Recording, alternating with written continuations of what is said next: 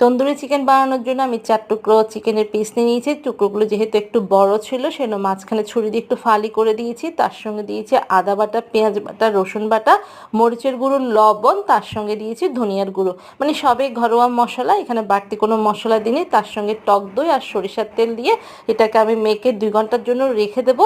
আর যেহেতু এখানে আমি তন্দুরি মশলাটা ইউজ করছি না, সেজন্য এখানে আমি একটু চাট মশলা দিয়ে দিলাম। এখন মেখে 2 ঘন্টার জন্য রেখে দিয়েছি। 2 ঘন্টা পর একটা কড়াই বসিয়ে দিলাম। কড়াইয়ের মধ্যে অবশ্যই সরিষার তেল দিতে হবে। সরিষার তেল সামান্য করে দিয়ে তার মধ্যে মাংসগুলো প্রথমে হাই হিটে 2-3 মিনিট ভেজে তারপর মিডিয়াম হিটে এটাকে যতক্ষণ সিদ্ধ না হয় ভেজে নেব, মানে লাল লাল করে ভেজে নিতে হবে। ভাজা হয়ে গেলে প্যানের মধ্যে যে সামান্য তেলটা থাকবে ওখানে মশলাটা একটু কষিয়ে নিব। কষিয়ে নিয়ে এটা মাংসের উপর দিয়ে দিব। দিলে কিন্তু মানে পরোটা দিয়ে খেতে অনেক বেশি ভালো লাগে। তো তৈরি হয়ে গেল আমার দারুণ স্বাদের ঘরোয়া মশলা দিয়ে তন্দুরি চিকেন, যা খেতে কিন্তু অনেক বেশি মজা হয়।